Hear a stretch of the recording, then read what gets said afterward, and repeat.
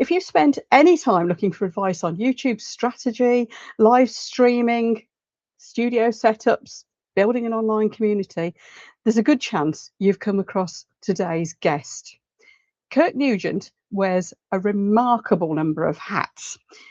He is a YouTube coach, business coach, a live streaming specialist, a studio setup expert, and more recently, he's been helping many of us creators find out about and understand a thing that's becoming increasingly important nowadays, and that's our digital footprint.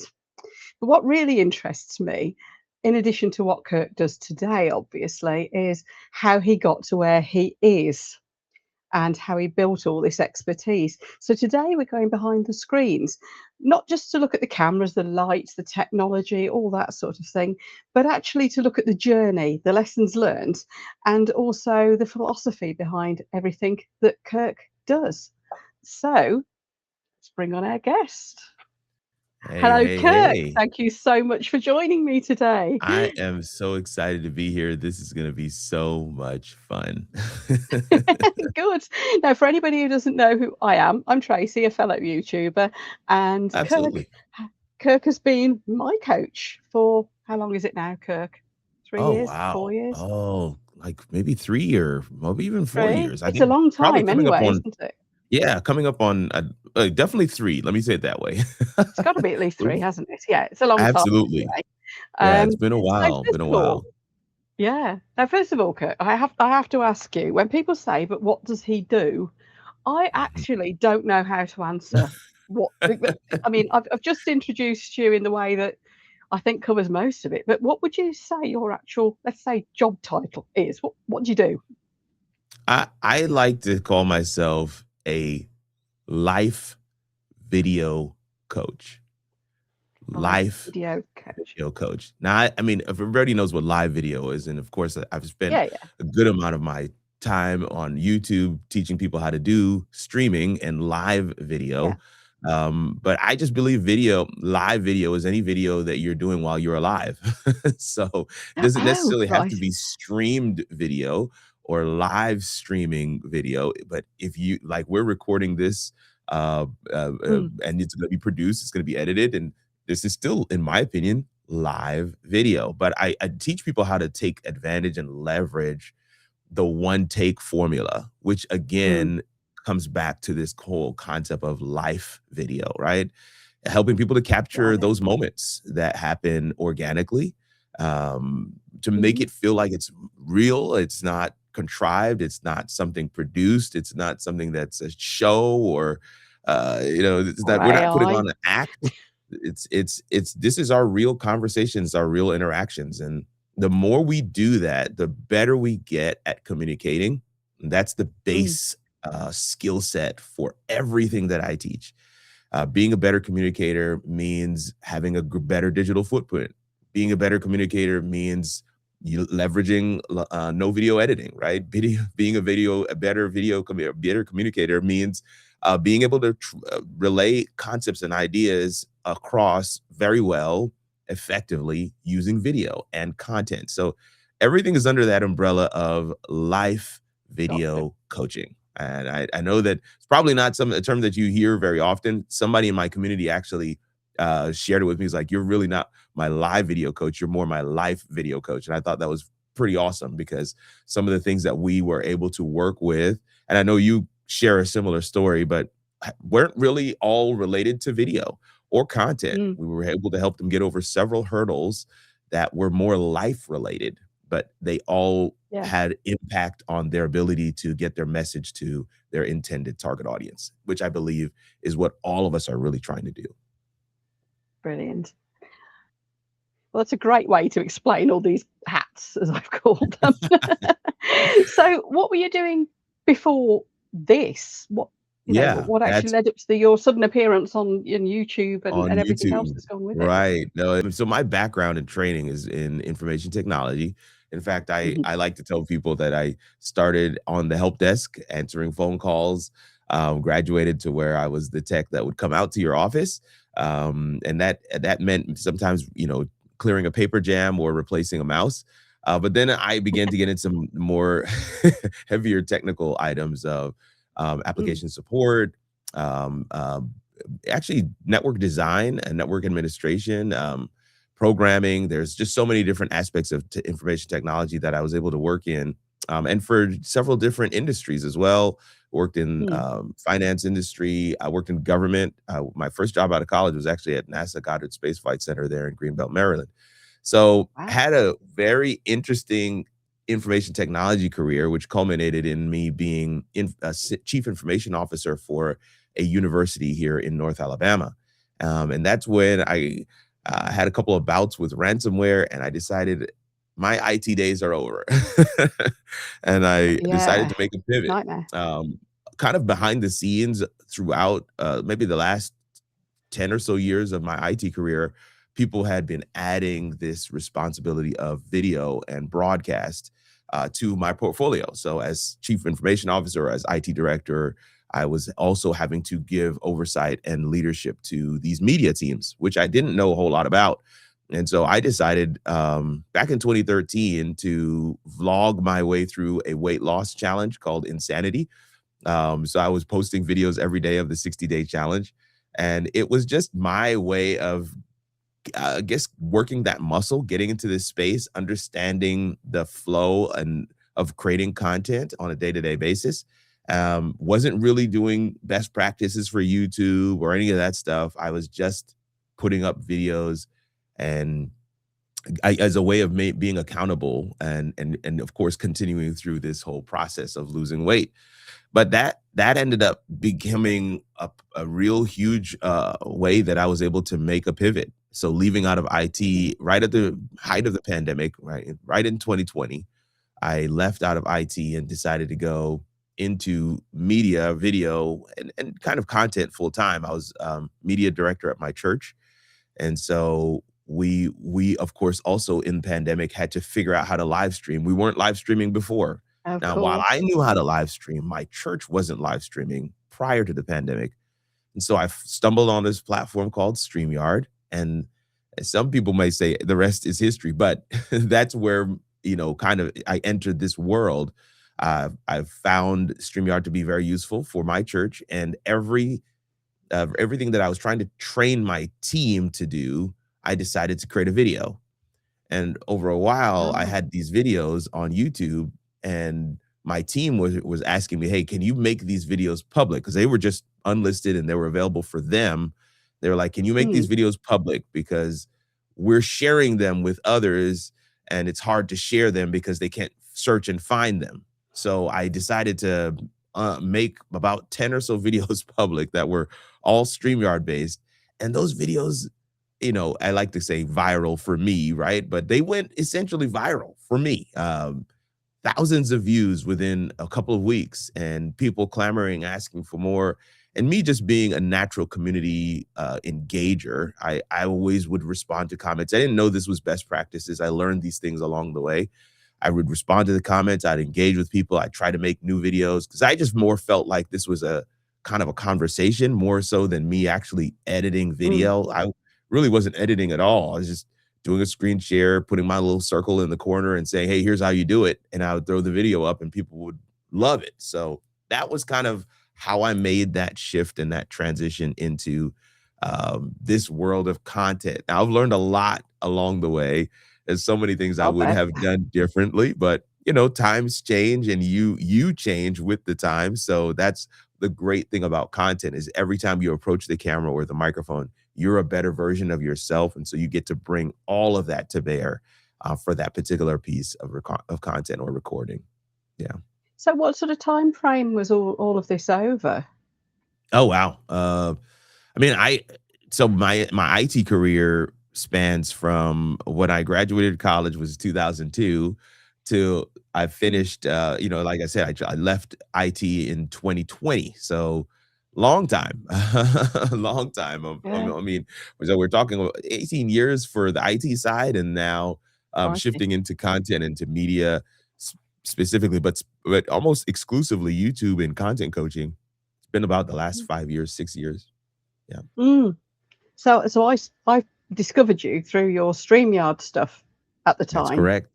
which That's was right. before I joined your community and everything Community, else. yeah, yeah. So I must have jumped on board in one way or another fairly early on, really. You were probably only a Yeah, couple of you years did. in, weren't you? Yeah, Yeah, right. I was a couple of years in and time flies. really was getting things off the ground. I'd created a number of Mm, courses at that point, and we're using Kajabi at that time to really, that yes. was our headquarters for the community. And yeah, there's a lot of Mhm. resources there. We still have all of them. We're just in a Oh, different yeah. format now. But yeah, you're right. You came on at a really critical time, I think, and have kind of Mhm. transitioned with me to a new platform and some new strategies Yeah. as well.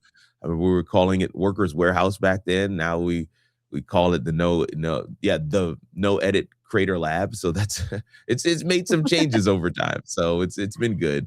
As we Yeah, it's get been more interesting. clarity, and this is what I coach as well, as you get more clarity, you are able to bring to bear again those things Mm. that you have and you've learned along the way. So it's such a journey. This whole content game is so. So at what point did you move from the, uh, presenter, the YouTuber doing the actual presentation side of things over to being a coach and coaching other creators? Yeah. I my my family will tell you that I coaching is probably in my blood. It's just the way that I live. Mm, I think there's just even as I mentioned before in earlier that as I was doing those videos, people would ask questions and I would take a lot of time to respond. And even as I was responding, sometimes the response would sometimes even spawn a new video. I would put out a new video just because somebody asked the question and it would help other people. So in a lot of ways, I feel like I kind of always was coaching, but I formally started opening up coaching slots and consulting fairly early on, actually. A lot, especially with churches. There was just so many people trying to figure it out during the pandemic. And then there were just other different skill sets. As I would showcase and highlight different things, like you could do this, you could do this, we could do this. People would call and say, "Hey, really would love for you to produce a show." So I became a remote producer as well. And so I'd be behind the scenes, kind of clicking all the buttons, moving all the things while a show was happening. So, so many avenues of support and help and assistance kind of came out mm, of it. But coaching was one of the things that I really stuck with. I don't necessarily do a lot of show production for anybody anymore. I had a live mm, show that I still have the same show, but it's a podcast now called How It All Works. And that live mm. show one of the things that was again a major source of clients for me. I'd produce my show. It was every Monday at 7 p.m. Central Time, and people would come to the show. They would, uh, view the show as a just as a viewer, but they would also think to themselves, "Man, I wonder how is he doing that? How is he doing that? How is he doing that?" It was the number one question people would ask in my comment section was, "How in the world are you doing that? I What can platform are imagine. you using?" And I started off, of course, using StreamYard. I transitioned to Restream for a while, actually a good while for that show, Mm, and then eventually landed on Ecamm, and then began to kind of change the show up a little bit. We went for a while calling it the Midweek Huddle, then we called it Combos and Collabs, and then came back to How It All Works, Why I Go Live. There's just so many different iterations of it. But ended up coming back full circle now and resettling on the name How It All Works, but in a podcast format now. So not necessarily live, but still very much using the Live to Drive methodology. So it's not a whole lot of editing to be done. But yeah, there's I mean, if you add music, you trim off the beginning and end, you cut out some flubs. I still don't consider that to be heavy editing. A lot of people, yeah. they need the razzle dazzle, the pull-ins and pull-outs and all this other stuff to make their Mm, video, really hit home. I just believe that when we become better communicators, we are able to command attention, relay information in a way that's meaningful, that's impactful, that is understandable, and it really hits home. It doesn't need mhm, any of the gimmicks because you're able to deliver. One of the things I've often been a fan of and a student of is public speaking, and to see a master at their craft stand on stage and command the attention of thousands for 30 minutes is amazing. I mean, when I say command the attention, I mean phones are down, people are leaned in, they're laughing, they're engaged, they're answering the questions that are being asked, even though the speaker can't hear them. That's something that we can translate into content. That is a skill set that people have been using since the dawn of time. Communication, speaking is one of an age-old tradition of humanity. And I think we can leverage it in content in a way that ensures we don't have to be a slave to the timeline. We can just deliver the information and the value that we know we have, and allow people to consume it. So those are all reasons why I got into content. I also feel a burning desire, passion, calling even to help people who don't really see themselves as creators, but have a message to really get out there. And that's where the digital footprint program came from. That's where the no video editing program came from. That's where these frameworks and methodologies kind of were born out of seeing people and recognizing, no, you actually could be a creator too. It's not for the young people. It's not for the gamers. It's not for those who are dancing on TikTok. It's not only for them, I should say. It is for them too, but it's not only for them. But there are those of us who have a message, people like you who are doing crafting, people like, you and this on this channel where you're speaking to YouTubers for grownups. I think there's such an amazing opportunity for so many of us to get involved with content, but speaking our native tongue, not having to force ourselves into what people have made it into, but to really leverage content and share it from a place that feels natural to us. So do you want to just talk briefly about this whole digital footprint thing? Because I know it's something you've been working on a great deal, and you have got a group of people in your community very specifically working with you on this. So can you explain for the benefit of our viewers? The digital footprint program, again, it's you cobble it together in different pieces, where I've been working with coaching clients, consulting clients for years. They've asked of me different things, and so that's how you kind of put together an offer. You start to realize a general thread and theme throughout some of the things that your higher ticket clients have been asking for. And I realized that, to a person, what they really want is an A-list digital footprint. They want a online persona that matches their in-person profile. Right. So they could be a rock star in person. They could be a Fortune 500 CEO, but nobody knows them online. Right. There's nothing there. You can't find their email address. They don't have a website. There's no content. They don't have a social profile on the different platforms. And if you tried to find them, it would be very difficult. In fact, one of the first tests that I do with anybody that enters the digital footprint program is to Google themselves. Just go to google.com and just type in your name and see what comes back. Type in your name plus your middle initial, see what comes back. Type in your name plus your full middle name and see what comes back. And for many people, they're shocked by what comes back, because the surprise isn't necessarily that I come back, right? So if I type in Kirk Nugent, does Kirk Nugent come back? Yes, it does. But what is it that comes back? And usually it's some random article that they probably don't want out there. There's some video, maybe that, interview that is really old and that doesn't represent who they are currently. And it's like, man, I really don't want that out there. And the question then becomes, well, how do I control what is received when somebody Googles me? And that comes back down to your digital footprint, your activity online, making sure your on-ramps are all there. People can gain access to your ecosystem, but also controlling the narrative, so that when people search you, what they find is something that you've curated. And that's what the digital footprint program is all about. This is what it helps people to do. It just kind of, we put everything in there. It's like the kitchen sink. It's like, I could take somebody like a gentleman we just had joined the program recently. You know him as Mac. But we could take somebody who hasn't been involved in content ever. He hasn't been involved in social media or profiles or anything before, but he has this crazy, awesome, amazing story. And he has this service to provide. Right. He's absolutely amazing. But then nobody can find him. And he's done some phenomenal things. I mean, legislation, all this stuff, but he hasn't put it all together. And you can't find it Yeah. when you search for him because there isn't a coalesced, curated digital footprint. And that's what we helped him to do. And we're at he's one that's getting ready to graduate. And it's so exciting and rewarding to see it all to come together. The website, the about page, his social profiles are all dialed in. We've changed the handles so they all match. Somebody looks for D.A. McElhaney, they're going to find him. That's what the digital footprint program is designed to deliver.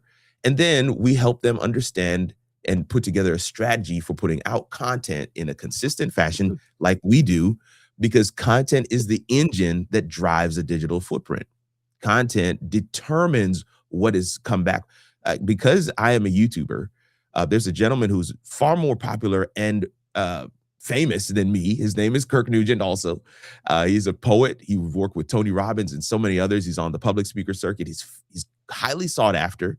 But if you Google Kirk Nugent, you're gonna get me, because I'm active on social media. I'm active with content.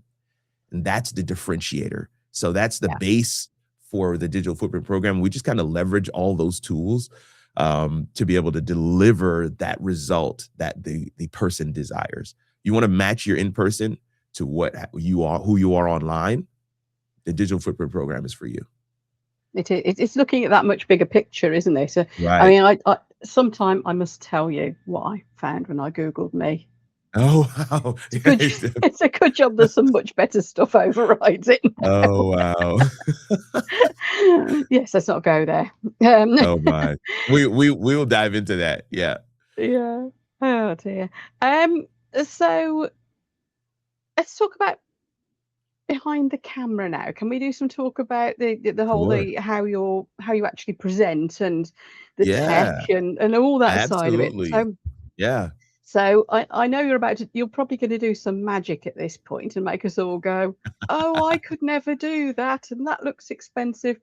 Oh, We have to man. remember, viewers, let me warn you at this point. Like I said earlier, Kirk is an expert on this, and he has got this IT background as well.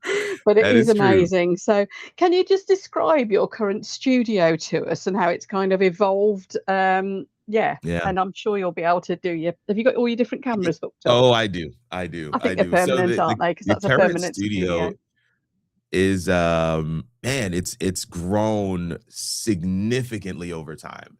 So I currently what I'm looking at right now is a Sigma 16mm lens on a Sony A6400 camera. And I know I said that quick, but because there's so much to cover, I don't really want to stay too long on it. But all of those are configured with a Elgato teleprompter. Now I'm going to switch here to, let's see. Yeah, that did work. I'm going to switch here to this side camera so you can kind of see from the side some of the things that Yeah. are on the desk. I've got a Rodecaster Pro, which runs the microphones for the podcast setup behind me. I've got a Rodecaster Video, which is actually what my Just mic is. quickly, for anybody who hasn't seen it, I mean, obviously, I'm going to link you Kirk's channel, but we'll Sure. also link you the podcast channel, because you'll be able to see that Yeah. area behind Kirk. There's comfortable chairs, Absolutely. there's the lovely backdrop, there's the lighting, the That's big right. camera setups, and that's Yeah. all behind him on that purple wall you see in the background. That's So that's right. what he's That's referring to cool. there. Yeah, sorry, Right. carry on. So yeah, so I've got, of course, got a Stream Deck in the middle. So, a number of things that are on the desk. This is a Shure SM7B microphone. So it's one of my favorites. Let me switch back. In fact, I'm going to try and switch to the back camera. So you can see behind me now. I know. Tracy's laughing, but yeah, there's a lot here. But on the desk, I've got a top-down shot. I've got a shotgun microphone, another camera that is above the main camera, 2 monitors, and this is a lot. This is a lot. Don't get it. I will agree with you that this is a lot. The last thing I want to show is the top-down shot. Right. So this is the way that I would do an unboxing or whatever. If I want to move my keyboard out, I can bring my microphone over here, move the mouse. I have a wide area where if I wanted to, I could do a product demonstration. I can do, different things like that. And that is necessary from time to time. You want to be able to showcase what something looks like, open it up, and be able to, with two hands, open it very quickly and showcase what's in there. These are just my headphones. These are just things that I have within reach.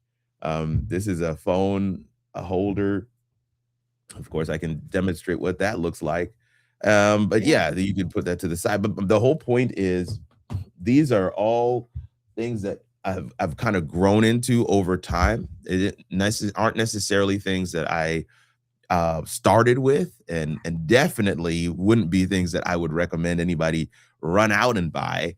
These are all things that I with depending on what the program was, the project, what the recording was, it just made sense. Oh, I could probably add a camera like that. I could probably add something here, maybe add in this piece. In fact, this behind the scenes camera here was my main camera. It's a Logitech C920 webcam. It was my main camera when I first got started on my YouTube channel. It's the only camera I had for a while, and then I got this one. And so I still used both, but it just made sense because it's USB. I just got a long USB cord and put it back there in the corner. So that allows me to have, with one button on the Stream Deck, be able to switch between those in real time. And this is one of the things I always say to folks in terms of like, you're talking about not editing the video, but your videos look edited. Well, it's just out of necessity. I mean, like I said, I don't want the video to be stagnant. If for stagnant's sake, if I can bring somebody in, or if I can bring somebody on screen, if I can showcase my desktop, all of those things are things I want to be able to do, just depending on what's going to enable the message to go across even better. And so if there's something that I can show instead of just talking it through, I'd rather be able to do that in real time. Oh, and so that's where some of these tools have come in, and that's why I leverage them the way that I do. But yeah, that's just kind of a basic overview. But yeah, I think linking to the other channel will be great so that they can see what that other set looks like. And yeah, these are some of the things that I think are really cool. Yeah. Yeah, it's funny because it just shows the opposite end of the scale to me, because I'm filming now with a little webcam. You and can do it. most of my top-down filming for my crafts, I've got a holdy thingy that I've just got here it For is, your in phone. fact. As you can see, I am in my craft room. Yeah, film my Oh, that's crafts, great. holdy that's covered in resin. One of those, little microphone, and that's it. But it depends what you need, doesn't it? And It depends on what you need. Yeah. Also, you've got to set the example, because you're seen to be the studio setup expert. See, that's the other thing too. I do a lot. I get a lot of business based on what people see. When I go on a potential coaching call, or like what I call a discovery call with a potential client, and I come into the call looking like this, they're already ready to book the business. So there is other component to, okay, I kind of need to have mine dialed in. And I'm a big proponent of set it and forget it. I touch these buttons here on this Stream Deck. Other than that, I really don't touch anything else.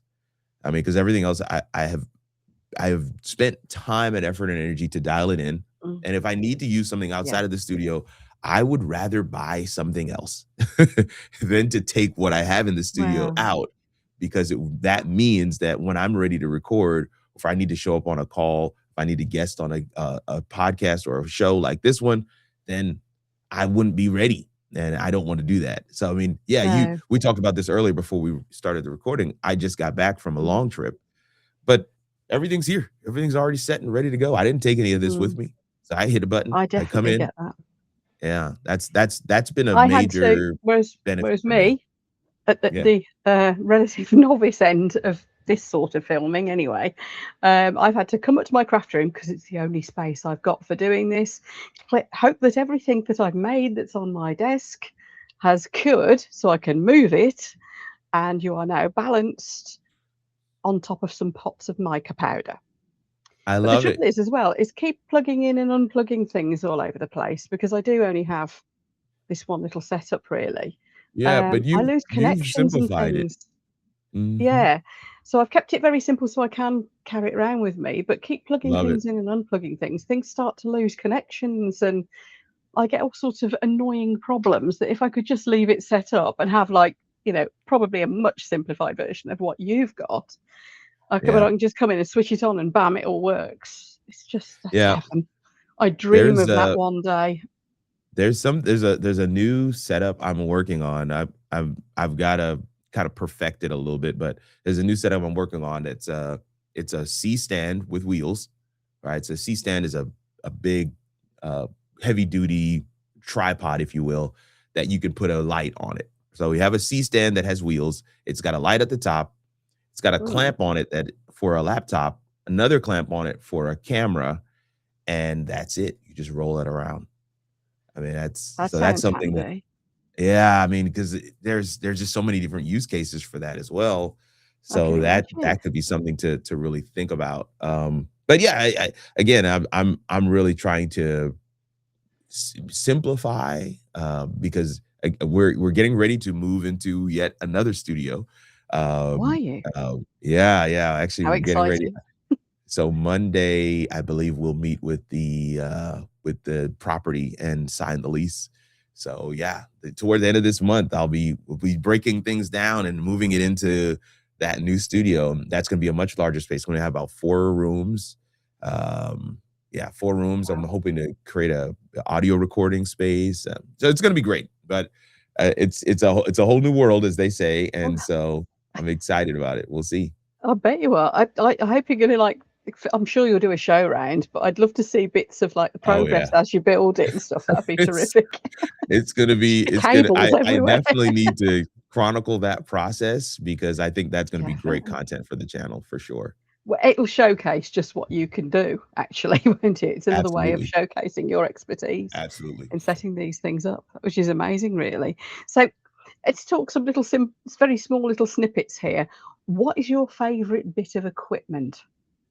Ooh, so I'm a big fan of productivity, and so it's hard for me to say to pick between these 3, but they're all made by the same company, so I would say Elgato. Okay, yeah, So, there's a pedal that I have underneath the desk, um, that I can press with my foot. It's got 3 buttons on it, and so I love that thing because it just allows me to, uh let me see, is this gonna well, I wanna just make sure what this is gonna do before I click it. Okay, not the ejector seat or anything. yeah, I was like, I didn't wanna I just wanna make sure it's not gonna change to something random. But so with no hands, I can press this and move to the other camera and press it and move back. I love that. The Stream Deck, which is right in front of me, gives me the same thing, but I press it with my finger Yeah, instead of my feet. And then the yeah, Elgato teleprompter, which is in front of me as well, allows me to see you right in front of me. It allows me to keep eye contact. It allows me to have my notes. It's such a cheat code. These I are the need one of things those. that, I mean, I know people are like, "Oh, that's super technical." Actually, no, it's super useful. It's super useful. Mm, It really makes life so simple to be able to just kind of do that, as if somebody's producing the show. So that's in my opinion. I mean, I love my cameras. I love the microphone. I love the way that I sound. I love all those pieces. I've put some time, effort, energy into the background and stuff like that, but these functional things that allow me to get to done sooner, allow me to, not have to edit the yeah, video because it feels like it's already been edited. I really love those. So out of the 3, I would say maybe the pedal would be my favorite. Um, okay, yeah, probably out of those 3, that is but pretty Elgato cool. definitely has made some really powerful, tools for us to be able to Mhm. utilize. I have got one of their little the Neo Stream Decks Oh, and nice. Yeah. microphone and light, and I need to get those all set up again because they're really neat Yeah. little bits of, like, the affordable end of the range kit. So, yeah, Yeah, I do get that. you can absolutely dial in your lighting and all that stuff even with that. So that's a really good point as well. Okay. What would you say if you're talking to people just starting out on YouTube, what would you say would be the biggest waste of money for a Um, newbie? So I think the biggest waste of money is to buy something that is an interim thing, because he's like, so a Ah, good friend of mine says to me the other day, "Hey, I bought this Fine microphone, because it's a budget microphone. It's better than, using my laptop microphone, but it's not quite, a Shure or a Pod mic, that's what I really want, but right now this is what I could afford, so I bought this." I find that to be the biggest waste. If what you really want is the Shure microphone or the Rode microphone, then just save till you can get what you really want. Because that Fine's never going to deliver what you want, mm, and it's expensive. I mean, it is an expense. You could have saved that money and put it towards what you really want. A budget microphone yeah.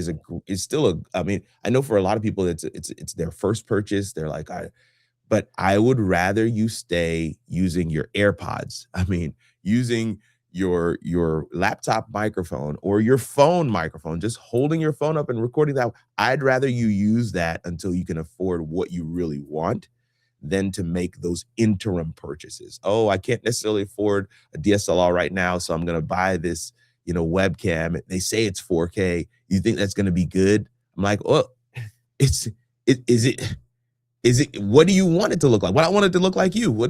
It's not going to look like me because you're not Well, buying the camera I you can have. see here with us two, this is a really nice webcam. It's a And phenomenal I've webcam. got a proper little microphone on. It's a proper well-known brand, but the Yeah, difference, well, you can there's a see it difference. between But us I'm here, saying, can't I you? think for what you've done, you've again, if the person isn't looking to go any higher, then it's fine. Then No, that's a this will great probably purchase. do me for a good while, but Yeah. But if I they want to do look and sound like you, that's a whole different boom. ball game. And that's the challenge. A lot of times I Yeah. just say, man, because you're gonna just be frustrated with that piece of equipment, Mm, and it just because it's a budget, purchase doesn't mean you haven't spent money. So maybe you spend $79 on a Fine microphone. Okay, great. And I'm not throwing them under the bus. They actually do create great products if that's where you want to be. But if you want to yeah. sound like you're on an SM7B, then you got to pay the $600 and buy the SM7B. There's nothing I can do about that. That's what it is. Or That's what you it work is, the isn't it? brand deal route and you do content for sure and you get the mic that way. That's what I did.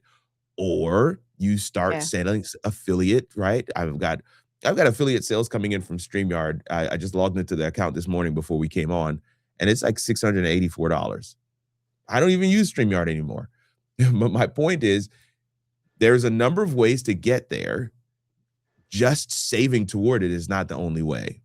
And so I think those interim purchases, that the kind of good enough for now purchases, those are the ones I find to be the most expensive, because you're not going to get what you Yeah. want, and you're going to get frustrated with the device because it's not what you want it to be. The second Yeah. thing I would say about that kind of purchase is people don't recognize that the equipment we use and how it allows us to show up has a major impact on on the confidence level we have when we record.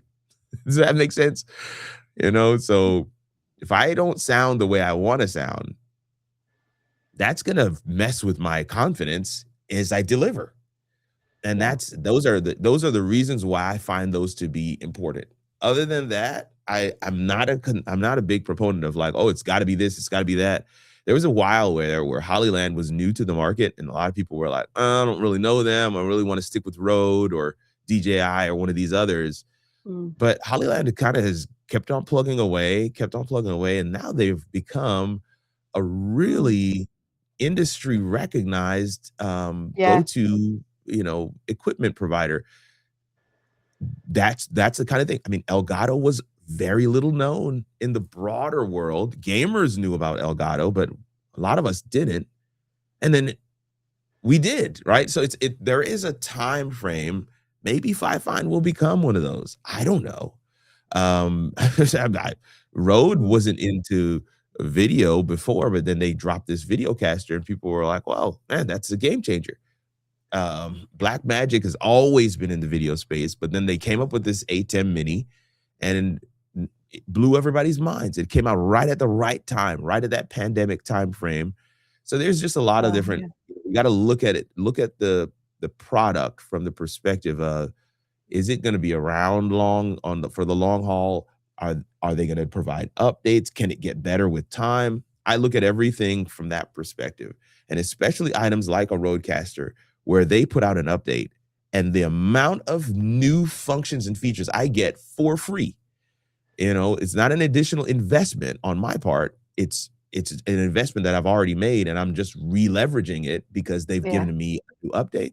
Those are all things that are value adds, and adds to your total cost of ownership or total value of the investment, return on investment. That can't be quantified. And so those are all things I just Yeah. always think people should consider when it comes on to equipment, Yeah. setups. That really Yeah. makes a lot of sense. The amount of like cheap microphones, none of my kit's expensive anyway, but the Right. amount of trying to, because I hadn't got much budget to play with, and it was before I was getting stuff sent to me. I still don't for the filming tech anyway.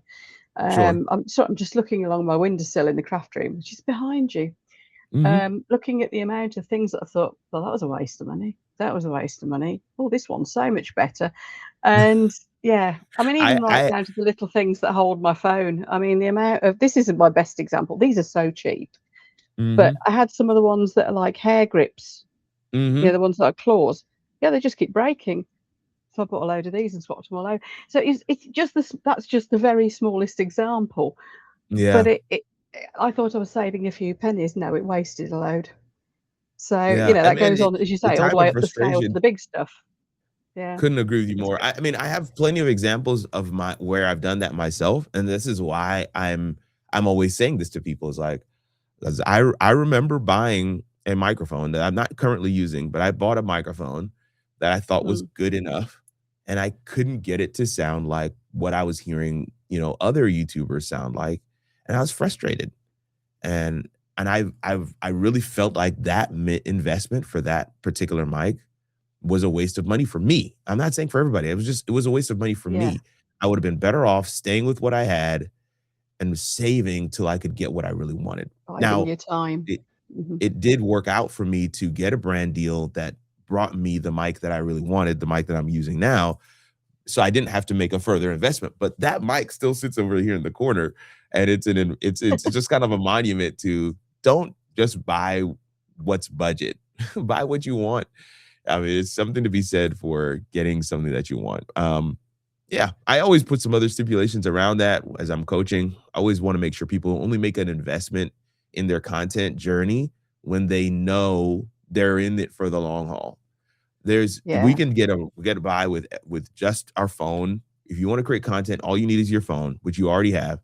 And if you've done your phone thing for 10, 15, 20 videos, and you're feeling like, okay, man, I think I'm ready to make an investment, I can agree with that. I don't believe that Yeah. people need to make an investment to get started. I just want to make that clear. I know that's No, not, nations detected it. what we're All over. discussing, but I wanted to make that clear in that conversation around equipment. You can get Mm. started with just your phone.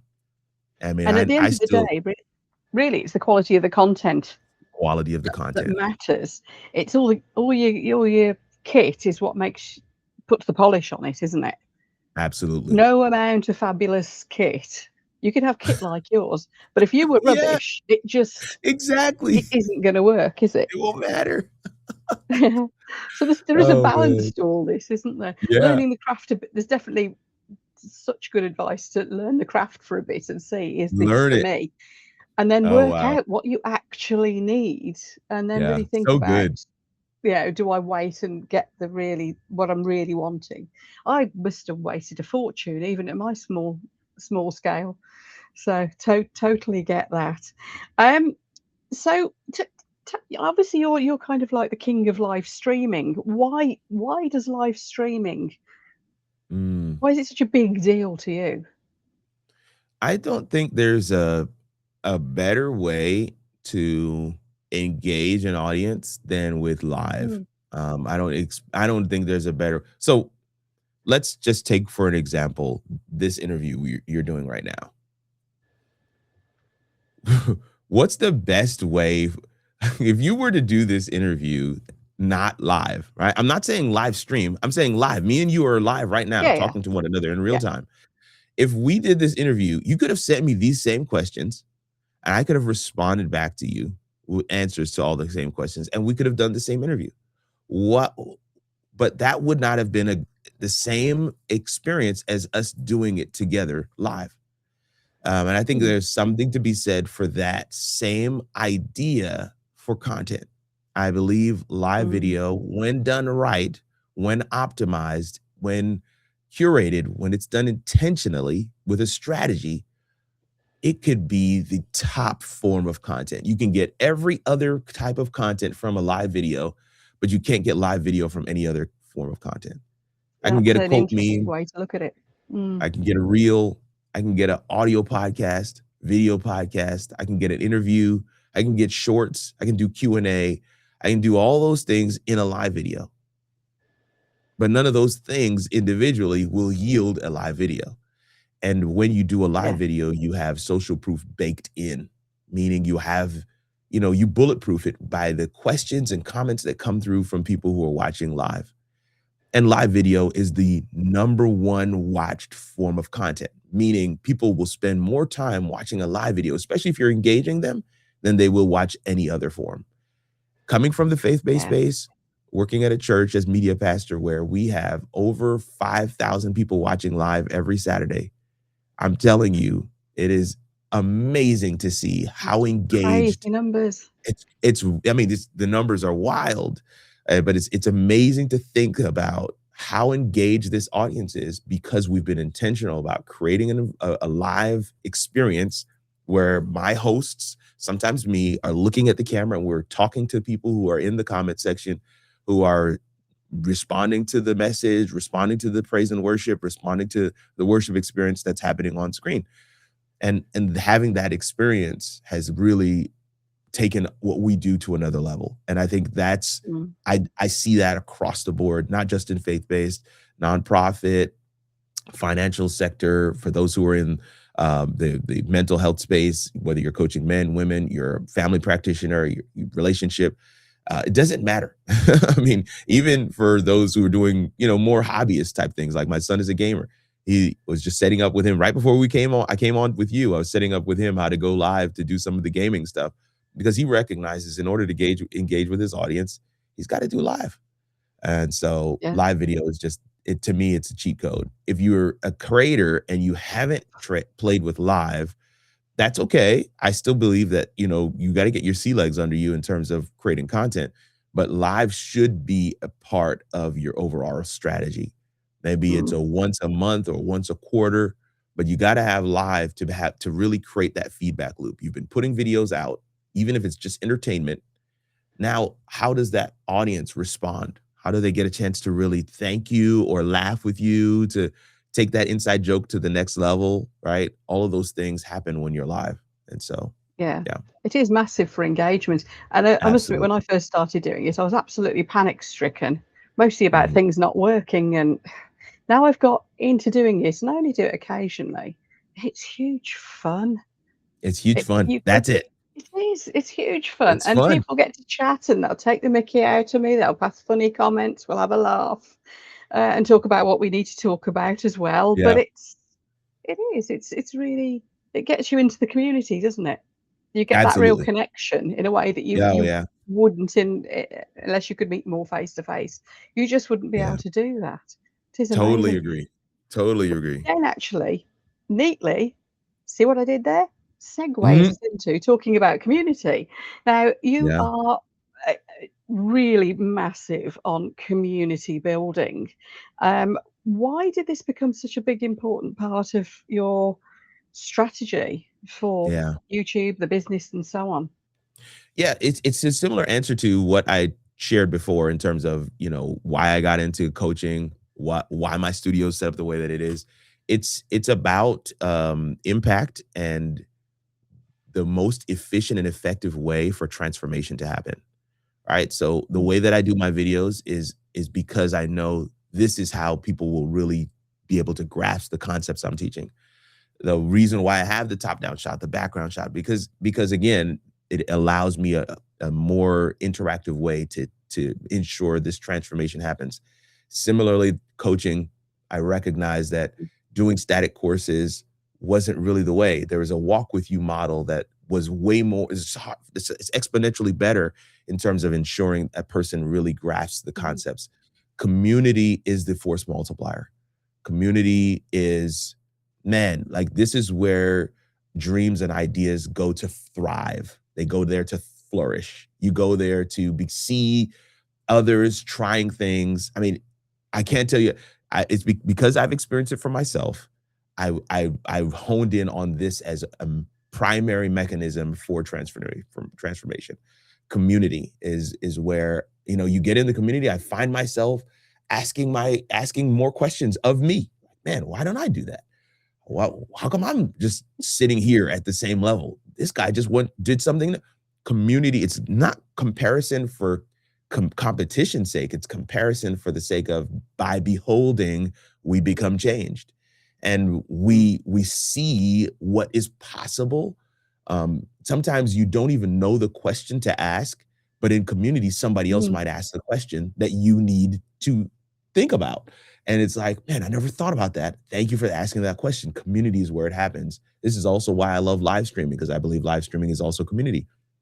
Community, the community that I have built, communities that I have been a part of, they're wildly focused on the success of that community member. Not money making, not getting rich.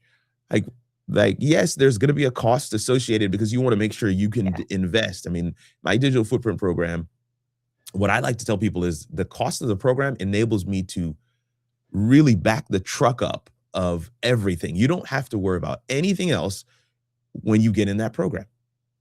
Now, the program costs $6,000. And it might go up because we want to add more components to it. I mean, website, 2-page website, a full video shoot, full photography shoot designed for all your social media banners and headers and all that stuff. But in community, you start to realize, like, man, all the different pieces of the puzzle are coming together. In community, you start to see how their brand statement came together and how their, 3 words are starting to coalesce, and you're starting to see it in other things. In community, there's so many things that are intangible that happen that I wouldn't be able to have happen any other way. And so, we talked about Mac earlier. Mac is, of course, meeting with me one-on-one every week to go through this digital footprint program, but he's also in the group calls every week. And there's so much value that he's getting from those group calls in community that I wouldn't be able to give him otherwise when we meet one-on-one. So community is just, it's a force multiplier. As I mentioned before, I want to just kind of land there. Community is where your ideas and your dreams go to thrive and become reality. And so, community is one of my preferred mechanisms for helping people experience transformation. Yeah, it's amazing. I've heard somebody say recently, this school thing, that's your community. I go, no, the people inside it and what we do is the community. Is the community. Mine's very, very new. But it's not a bunch of buttons on the screen. Nope. That's just somewhere to keep it and make it. That's correct. It's a container. That's it. Yeah. Is, so good. So good. Yeah. So I know, Kirk, we're spending some time looking at my community holder in a few days' time as well, aren't we? Which will be wonderful. Absolutely. I'm looking forward to that. So how would you define the difference between an audience and a community? Audience, and an audience is good. An audience is a number. I think you on your main channel, you've got, what is it, 30,000? 31 and a half nearly now. 30. All right. So 31 and a half and 31,500 subscribers, which is phenomenal. That's an audience. That's an audience. An audience sits there, they raise their hand to come to your session. If this was a conference, they say, hey, they look at the schedule and they say, boom, Tracey's session, that's the session I want to go to. They come to your session. They're part of your audience. People who have watched the videos on your channel, the the full number, I would consider that your audience. But there's a subset of your audience that have decided to join you in community. Community is where you gotta get a chance to do life together. You get to give people a window to what's happening behind the scenes. They're supporting your efforts to be able to produce more content. So yes, sometimes that means there's an investment. They're giving you feedback and you're giving them feedback. They are able to do Q&A. There is a two-way street. A much Mm. more broad and open form of communication is community. Community allows people to sit down, get comfortable, understand. They don't necessarily need to ask permission if they need to get water, or if they need to go get some snacks from the refrigerator. They're part of your community. In fact, I like to call them part of your family. And we've seen where community does become family. I mean, it's Yeah. no hyperbole there. Like, this is a real thing. And so that's where I would say the difference between audience and community is. I still very much respect and revere an audience. I think an audience is something we each have to cultivate and Oh, grow. yeah, But definitely. then that's the launch pad for now creating community. How Yeah. there's so many people that watch. As I mentioned, for my church, there's about 5,000 or so that watch every Saturday, but only a small subset of that is actually commenting. That means there's a huge audience, but there's a smaller community that has engaged with us two-way in conversation. They join us for Zoom meetings when we have those every fourth Thursday. So there is a smaller community out of Mm. every audience. And so that's what I would say would be the difference between the two.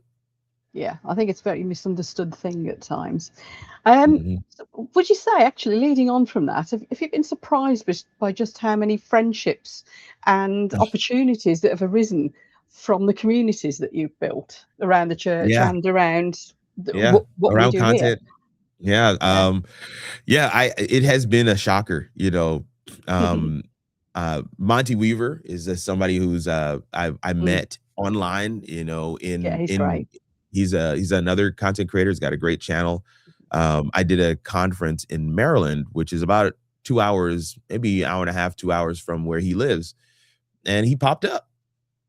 He just showed up there. This was a couple weeks ago. He showed up. He came for Oh, the brilliant. conference, spent the two Mm. days with us.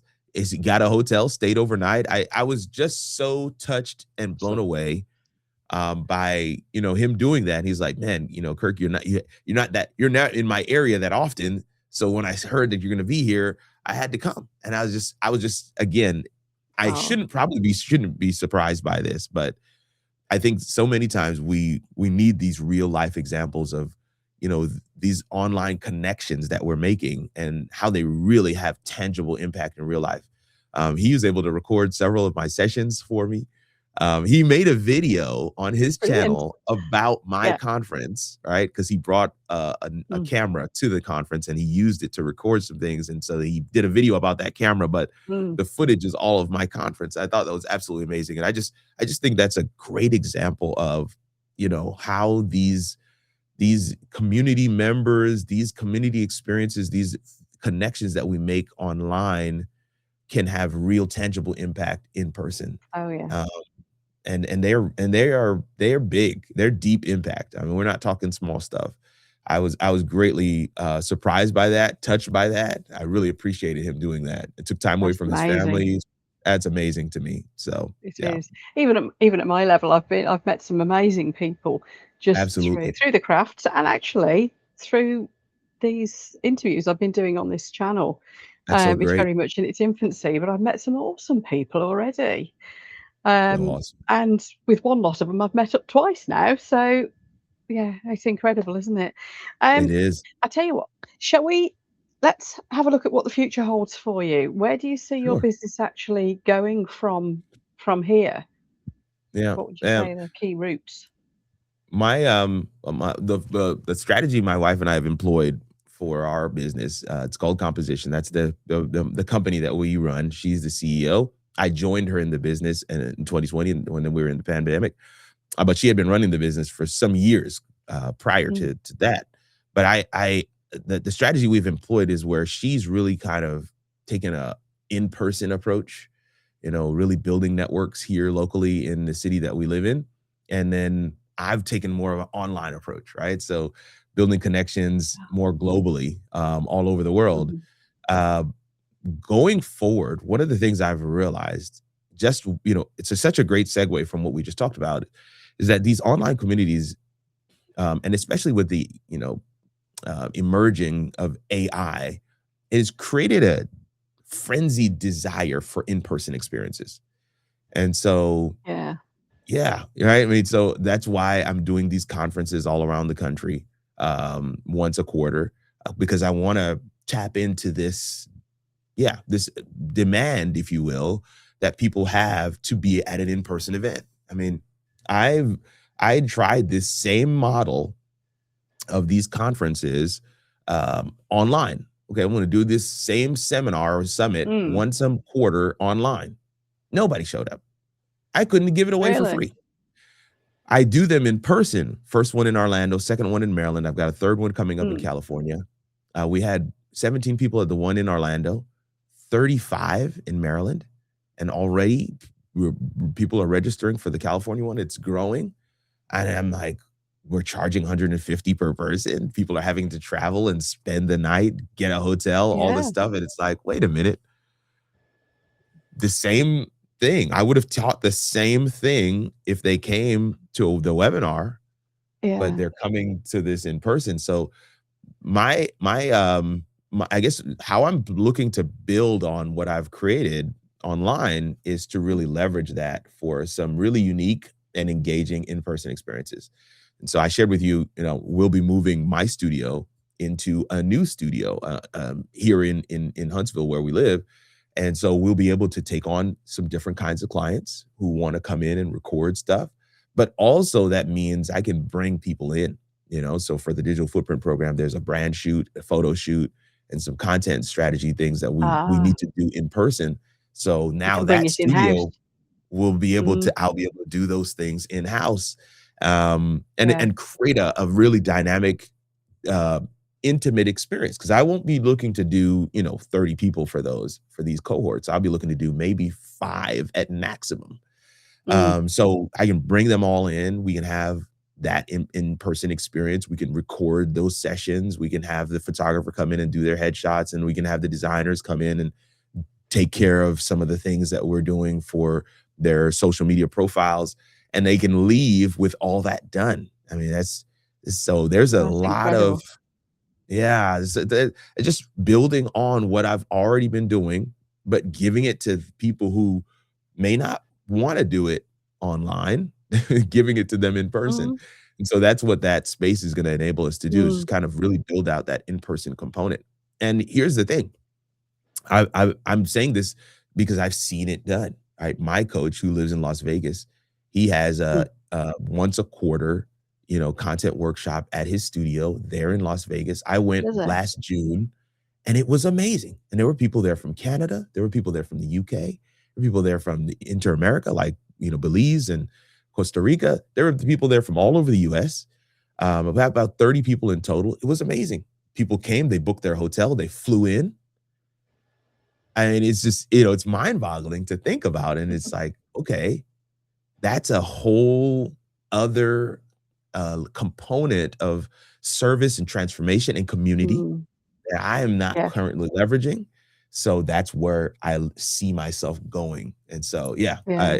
it's always good to, these questions are so phenomenal because it's what I've been thinking about, but being able to say it out loud to somebody is, That would be amazing. helping me to kind of fine tune that idea. Yeah. But yeah, that's exactly where we're going next. Yeah, I think at the end of the day, people still value people, that's it. and it's as brilliant as an online presence is, and the community and everything else, and all the amazing work that you do online. There's something about actually meeting people and getting together and really sharing that i- it doesn't feel the same Mhm. online. No matter how brilliantly you do it, there's still that little gap for that bit of humanity, isn't there? Yeah. And Yeah. it's yeah, So good. yeah, That's it so is. good. There's still that gap. I love it. Yeah, there always will, and I hope there always will be, because we cease to be Mhm. humans when that stops, I think. I think That's that's good. exactly right. Exactly right. Yeah, So well said. This has yeah. been amazing. This is Oh fun. I enjoy man. it. Can we finish with some very quick fire ones? And I want some Sure. real quick answers to these, okay? Yeah. Biggest mistake that new YouTubers make? Waiting too long to get started. Waiting too Okay. long to get started. Putting Yeah, a artificial checklist that I need these things to get started. You have everything you need. Just get started. just do it. I like that. What's the most underrated creator skill? Um uh a genuine desire to see people win. Rather Uh than winning yourself? yeah, a genuine I desire to like see that one a lot. other people win.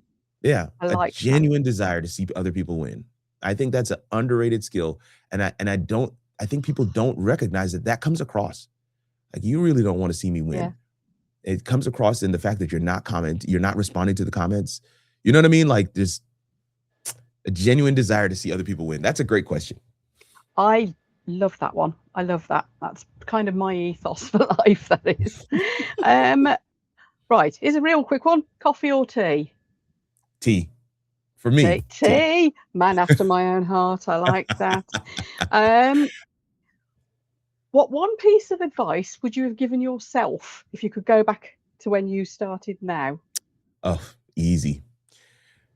Lead magnet. Lead magnet? Yeah, I was focusing on getting more videos out Mhm. rather than what are the focusing on what people need to do after they watch the video. I would Okay. if I could go back and talk to that earlier version of Kirk and say, make sure every one of these videos have a lead magnet. Every one of these videos should have a next step. And, Right. if my mailing list would be bigger, I would have far more leads for my offers currently. There's just so many things that I could grow. I think affiliate sales would be better. You know what I mean? Like, it's just everything Mm, is downstream from capturing people's attention and giving them something next to do. So, I would gotcha. ensure that I had a lead magnet or a obvious next step for every video that I put out. Yes, that sounds like very sound advice to me. Uh, what is one thing that every creator should stop worrying about? Um they we should stop worrying about well, this is a hard one. We should stop I we gave should a well, lot of thought because to this, there's as you 2 can that come to imagine. mind immediately. We Yeah, should stop worrying about what the cheat code is and just get the work done. yeah. There isn't one, is there, There is really? not one. There's no like, "Oh, this is the thing that's gonna make you blow up on YouTube." And it's Yeah, like, "Guys, I think we should stop. That we should stop."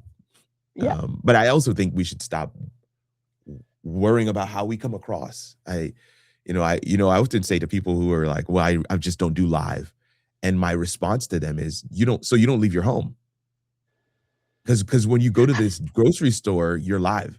When you pumping gas at the gas station, you're live, and if the person at the other pump says good morning, you don't know what to do. You don't just say good morning back to them.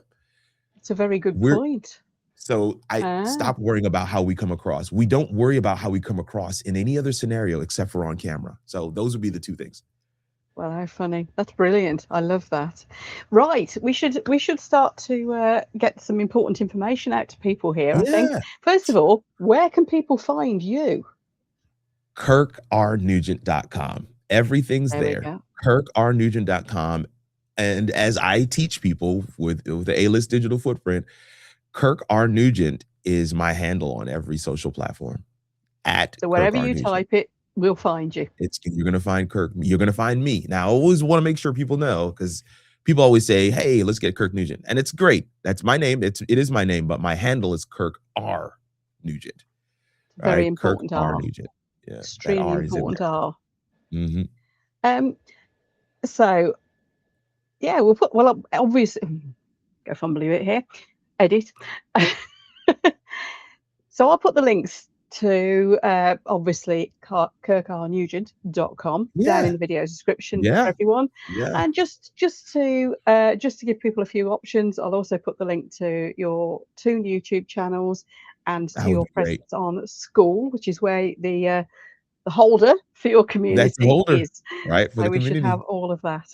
Well, thank you ever And so much, I'll Kirk. just It's been say that you oh, go you on. doing that is great, but everything you just said is at kirkrnugent.com. You know, so if they go It to that is. website, It's all linked from school there is anyway. there, YouTube is there, Yep. the How It All Works podcast is there. Of course, the digital footprint program is there. Media Yep. Ministry Methods is there. And then lastly, the no video editing required challenge is there as well. It's all Yep. there on that page. Yeah. Because you've got this perfect digital footprint. There we go. I liked how you It's did. I what like. it's what I teach. I gotta make sure that we have that Oh my yeah, it's my spot my on, isn't students it? are not Spot on. outpacing me as but Well, yeah, this has been absolutely. immense fun. Thank you ever so much, Kirk. It's been an absolute pleasure. And of course, Man, as this I is should great. say at the end of every video, I'm interviewing lots of people at the moment who are very interesting to me in one way or another about how they turn their lives or their hobbies into businesses and YouTube channels. If you like this sort of content, you know what, there's a load of buttons down here. Just press them. Most of them are free. So, subscribe and you'll see much more of this fun. And thanks again, Kirk. And I'll speak to you on Monday. Absolutely. Take care.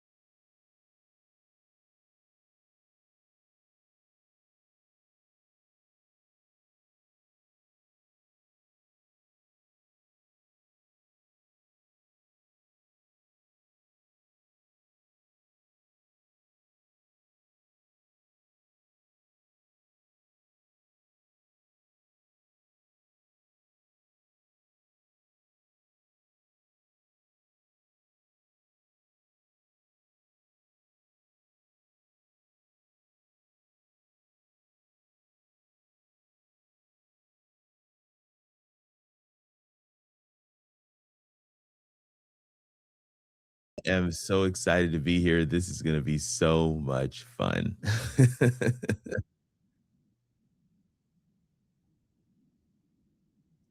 Absolutely. Oh, wow. Oh, like maybe 3 or maybe even 4 years. I think probably coming up on yeah, coming up on, definitely 3, let me say it that way. We've absolutely. Yeah, it's been a while, been a while.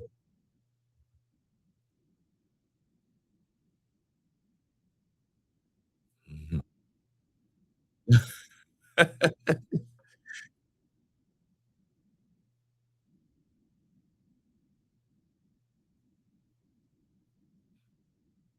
I like to call myself a life video coach.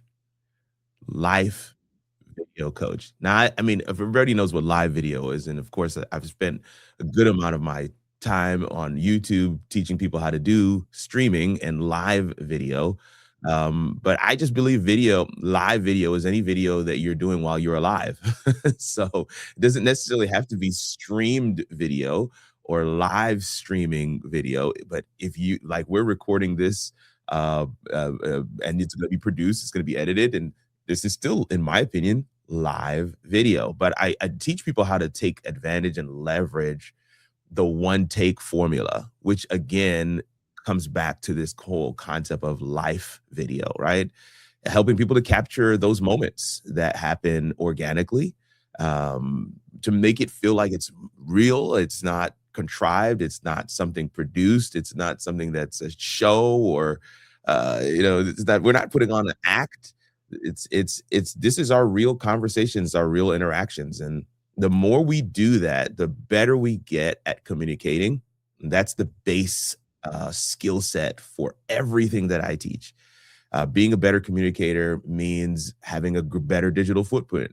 Being a better communicator means you leveraging no video editing, right? Being a better better communicator means being able to relay concepts and ideas across very well, effectively using video and content. So everything is under that umbrella of life video coaching. And I know that it's probably not a term that you hear very often. Somebody in my community actually shared it with me. He's like, "You're really not my live video coach. You're more my life video coach." And I thought that was pretty awesome because some of the things that we were able to work with, and I know you share a similar story, but weren't really all related to video or content. We were able to help them get over several hurdles that were more life related, but they all had impact on their ability to get their message to their intended target audience, which I believe is what all of us are really trying to do.